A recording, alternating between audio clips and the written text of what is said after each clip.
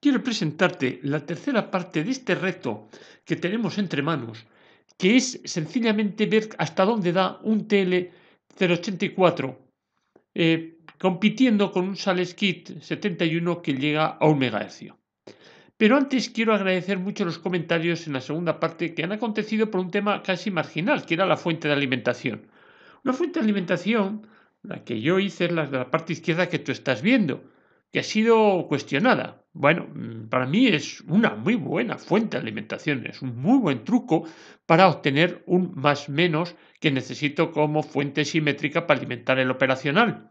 Alguien cuestionó, hombre, un equipo de laboratorio. Bueno, este laboratorio está lejos de ser un equipo de laboratorio, es un equipo de alimentación, diría yo, de jugar, de reto, que vaya con una semionda. Bueno, esta semionda va con unos filtrajes, para empezar lleva 2200 microfaradios y luego cada regulador, como mínimo, no sé si tiene 400, un montón de. Con lo cual, y con un consumo tan bajo como el que tiene, yo estoy casi seguro que el rizado es mínimo, pero mínimo, pero vamos. Entonces, ¿qué es lo que proponía? Pues lo que proponía, por ejemplo, yo no conocía, tengo que reconocer que ese concepto pues, de tierra virtual, o llámese como quiera, me lo comentaba Ketaival, y es el que está justo casi en la mitad de la pantalla, y es sencillamente con una sola fuente y verás que hay un divisor de tensión y la mitad de la tensión cae, como son las dos resistencias iguales, entonces en el punto medio, la unión de las resistencias, pues podría tener digamos, una masa virtual, ya que tengo, digamos, de ahí hacia arriba, digamos, la tensión que hay hacia arriba es positiva y de ese punto hacia abajo la tensión es, digamos, negativa. Bueno, pues sí, es una propuesta que hay ahí. Eso tiene también la contra de ser un consumo permanente sobre el generador. En ese caso, sea la pila, sea lo que sea, pues tiene esas dos resistencias siempre en consumo permanente. Y luego tiene otra contra también muy importante. Es decir, si la carga es un poco asimétrica, pues esto todo se vendría abajo, porque bueno, todo está en función de que todas las corrientes que circulan por todos los sitios sean más o menos iguales. Para mejorar eso sí que es cierto, me ha mandado José Cal la fuente que ves abajo, una fuente que tendría probablemente la limitación de los miliamperios que puede dar, pero ya está más sofisticada, es una fuente que va a gastar mucho menos. Ten en cuenta que no sé qué, me parece que la primera que he puesto yo es una de 4,7 K, dos resistencias de 4,7K, en cambio la de abajo, que trabaja ya con un operacional, son dos resistencias de 47K, o sea, estamos hablando de 10 veces menos consumo. Y además, pues está con ese operacional, que incluso me parece que en el artículo que me mandaban es justo el TL084. O sea, incluso podría haber aprovechado el TL084, pero bueno, no quiero meterme en líos. No podía haber aprovechado porque las alimentaciones son independientes. Nada, olvida. Simplemente un TL084 podría servir para hacer esa fuente que está abajo. E incluso los que decían, hombre, se puede hacer con condensadores. Sí, efectivamente, hay circuitos como el que ves, digamos, en la parte derecha de la pantalla, que a costa de chopear, hacer, pues eso, un multivibrador, pues cargan unos condensadores de acuerdo a la tensión que ellos quieren obtener. Eso se puede hacer con ese que es específico para hacer precisamente fuentes asimétricas, o incluso con un 555, pues que esté funcionando en forma estable o en forma de oscilador, donde hay unas ondas cuadradas que luego se pueden llevar unos condensadores y bien ajustados y bien hecho podríamos tener la tensión negativa que voy buscando. Pero vuelvo a insistir, yo personalmente considero que la solución más sencilla, la solución más limpia, la solución más eficiente y quizá no la más elegante, que se ha criticado que no es una solución elegante. Puede ser, pero yo creo que es muy práctica. Pero es lo de menos. Lo importante es que hemos visto ahí tres formas, digamos, de hacer esa corriente, esa tensión asimétrica, esa tensión de más menos que yo necesito para mi operacional. Y lo importante es que ha salido de lo que son los comentarios. Eso es lo que más agradezco. Muchas gracias. Quiero que veas ese potenciómetro. Ese potenciómetro no es el que yo he hecho las pruebas, es otro potenciómetro. Luego te contaré toda la génesis de lo que me ha acontecido con él. Ahí lo tienes con dos resistencias, digamos, para llegar, ese es un potenciómetro de 1K. Entonces lo único que he pretendido ahora es ponerle en serie otra resistencia, ¿vale? ¿Y por qué hago esto? Bueno, porque yo tenía un problema con el potenciómetro de 10K, lógicamente que para ajustar lo que es la frecuencia era delicado. Ten en cuenta que 10K enseguida mueves un poco, cambia el valor de la resistencia. Entonces dije, bueno, con un potenciómetro de 1K podré subsanar ese problema que tengo. Y además me hubiera gustado conocer y saber si ese salto que yo tengo más o menos en los 500 kHz, que me pasa a 600 y pico kHz, también acontece con otro potenciómetro. Por lo tanto, lo que compré es ese 1K que estás mirando. Bueno, pues no iba nada con el 1K. Entonces dije, bueno, voy a hacerlo de 2K, por 2K, siendo variable solamente 1K. Lo único que hice fue ponerle dos resistencias de 1K, digamos, en serie con ellos para tener como si estuviésemos con dos resistencias, pero una de ellas variable. Es decir, esta resistencia siempre tendría fijo 1K más el variable que me daba el potenciómetro de 1K. Bueno, pues todo eso y moviendo ese potenciómetro no lograba yo que oscilase. Ves que parece que inicia, pero se ahogaba. Empezaba, pero enseguida se paraba. Por lo tanto, no sabía yo qué estaba pasando y la verdad es que todavía no sé por qué con un potenciómetro de 1K no va. Y además lo lanzo ahí al espacio, ¿no? ¿Cuál es la causa por qué este potenciómetro de 1K no es capaz de que el oscilador funcione? Cuando está funcionando habitualmente con el 10K con valores de 500 ohmios, de 200 ohmios, cuando estoy en frecuencia muy alta. Ahora lo que hice fue con dos resistencias fijas. Me parece que son dos resistencias de 220 ohmios. A ver si era capaz a una frecuencia fija que esto funcionase. Y el resultado es que no funciona, como te enseñé al principio de esta secuencia de vídeo. Es decir, que con fijas de valores iguales tampoco me funciona. Volví a mi potenciómetro de 10K y le puse en paralelo dos resistencias de 1K. Y sí, y va. Incluso yo diría que un poco más de frecuencia. Pero en algunas frecuencias se estropeaba bastante. Total que esta configuración la deseché, pero sí funcionaba con ella. Fíjate que incluso con esa configuración, las dos resistencias en paralelo de 1K con el potenciómetro de 10K, tengo una frecuencia de 859 kHz, que está muy bien, pero ya digo, hacia abajo iba peor y esa topología, esas resistencias en paralelo al final las quito. Mira, ahora he puesto en serie, digamos, con la rama serie del potenciómetro de 100K, el potenciómetro de 1K. Y efectivamente se notaba su efecto, se hacía un poco variable, pero vuelvo a insistir, también en otras frecuencias se quedaba mucho más degradado. Pero has visto que a esa frecuencia de 745 kHz estaba funcionando. Con los dos potenciómetros en paralelo. Toco el potenciómetro de 1K.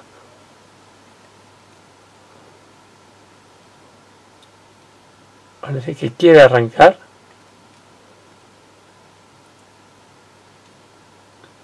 Es muy parecido a cuando estaba solo el potenciómetro de 1K.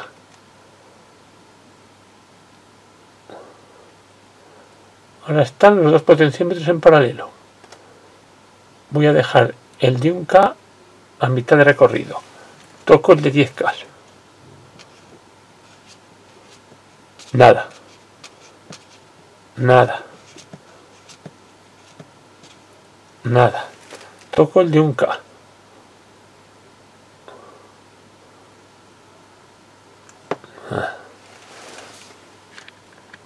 El potenciómetro solo en la rama paralelo condensador de resistencia, en la que va masa.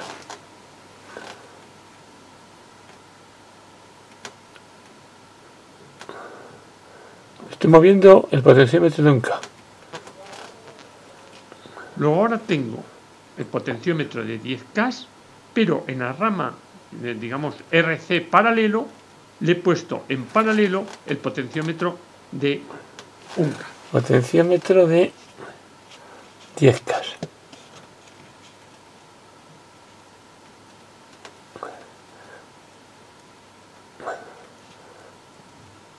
El potenciómetro de 10K.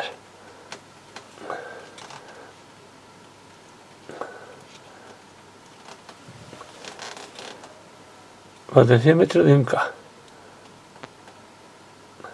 Como no le ha gustado que pusiese en la rama, digamos, paralelo, el paralelo de un K.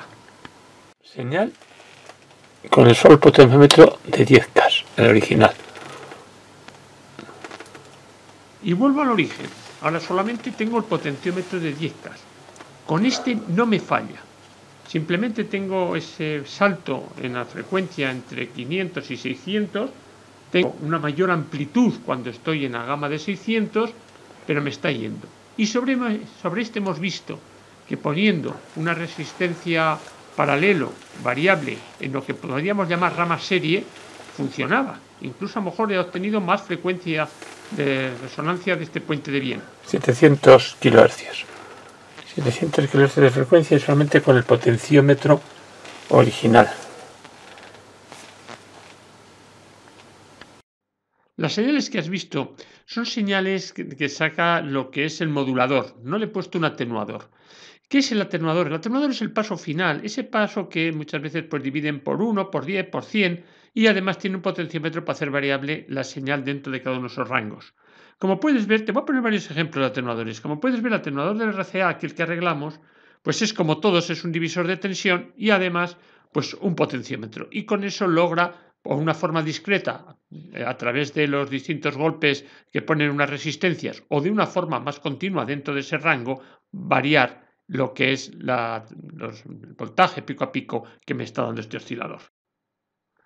El que nos presentó Carles Botia, como ves, tiene un potenciómetro que es la salida allá arriba de colector y a través de ese potenciómetro pasa ya a un divisor de tensión con resistencias de 1K, 100K y 10 ohmios.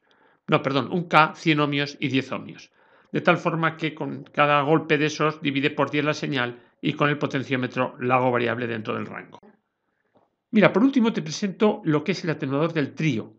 Como ves, este también está constituido por un divisor de tensión, pero la gran diferencia que hay en este es que puedes ver que el potenciómetro lo tendrá, no se ve, o sea, lo que es el potenciómetro, la señal que ataca ahí no se ve, pero la gran diferencia que tiene este divisor de tensión es que es más sofisticado. ¿Y por qué es más sofisticado? Porque él pretende mantener en todo momento una impedancia de salida de 600 ohmios. Es mucho mejor atenuador que el resto que hemos visto. Por eso ya dije que el mejor oscilador que yo tengo es el trío.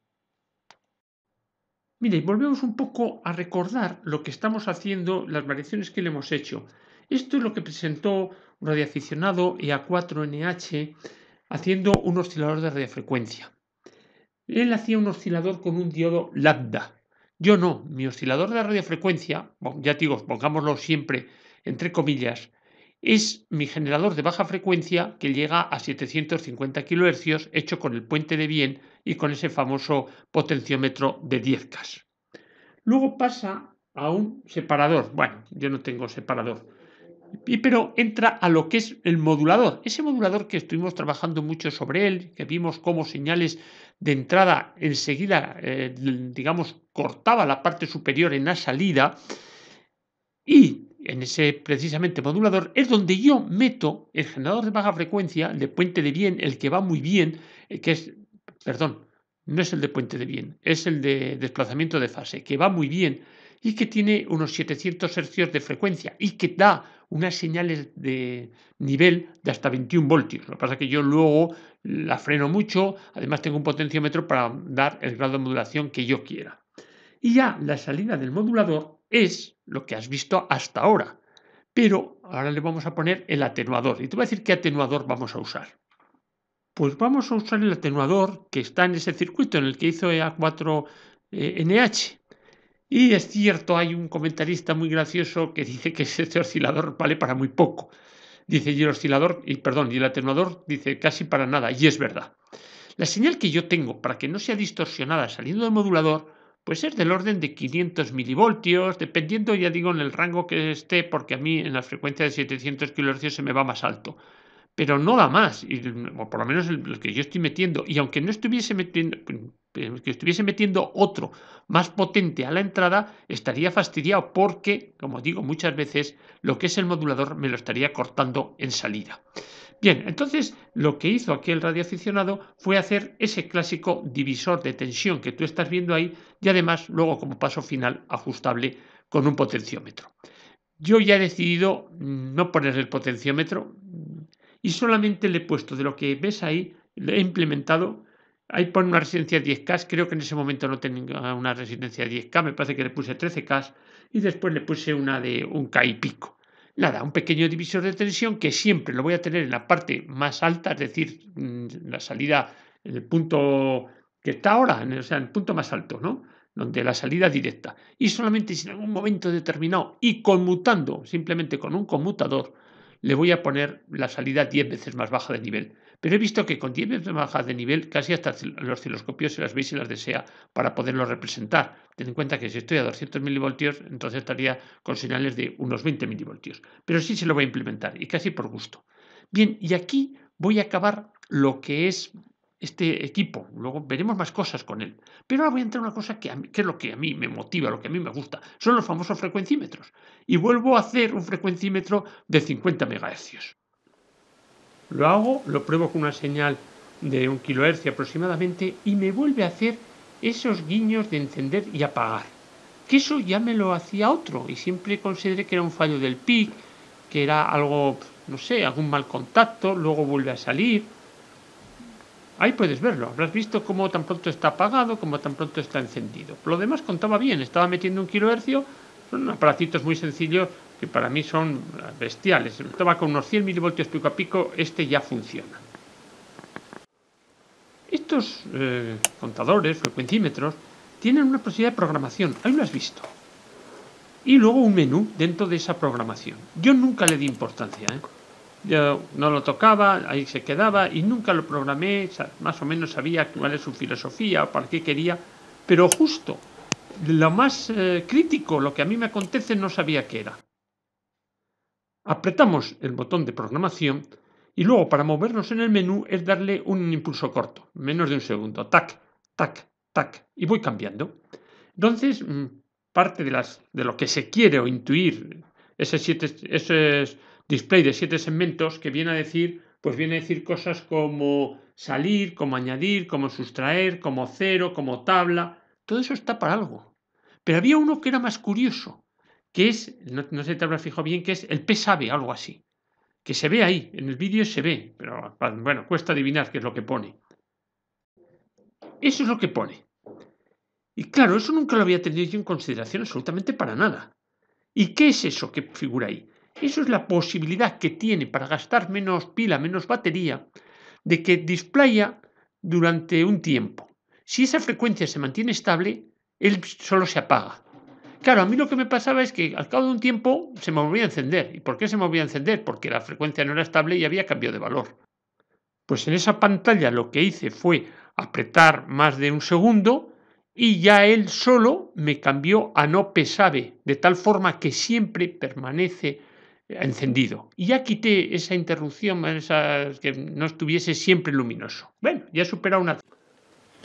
Mira, ahora lo que voy a recorrer es una tabla de valores de frecuencias intermedias. 455, 4,4 MHz, 10,7 MHz, que es la de FM.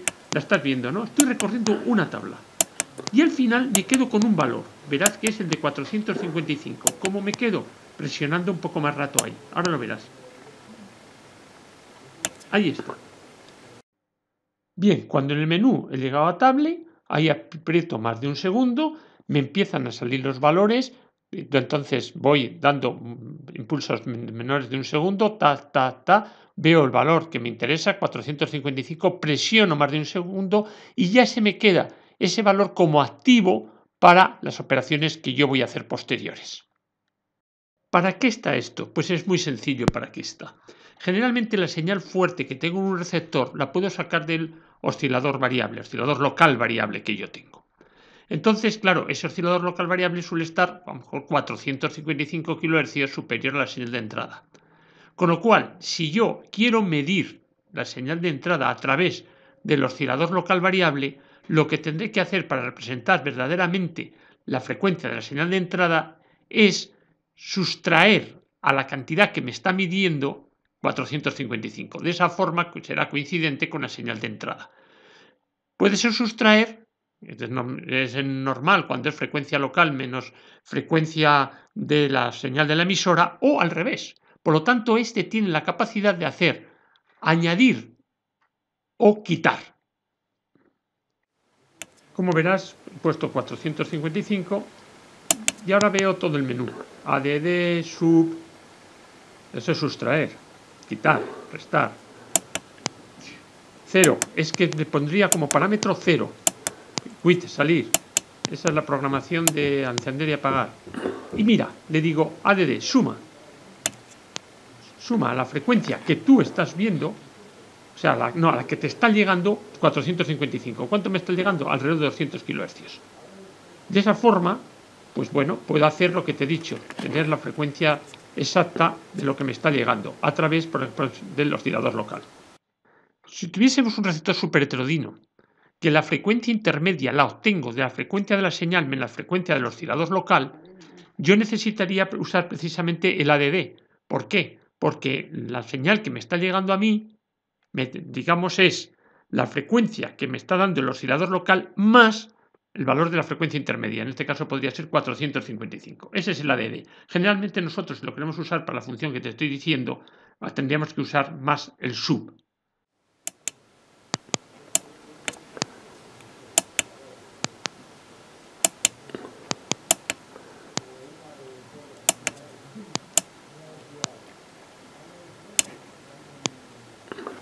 ¿Qué he hecho ahora?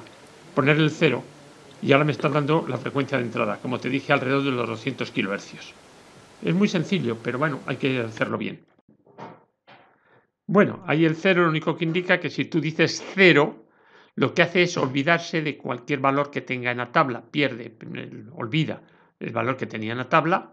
Nosotros tenemos 455, como hemos puesto 0, pues con 0 es el valor que tiene la señal que estás midiendo, porque aunque ni le añades ni le sustraes, porque es igual que le añades o sustraigas, su valor es 0, por eso a mí me sale los 200 kHz. Y si le hubiéramos dado al quiet, pues digamos, no hace nada, no salva los cambios, quedaría como habías entrado en el modo de programación. Y esto me sirve para salir, para terminar. Y este terminar no termina la serie de estos vídeos. ¿Por qué?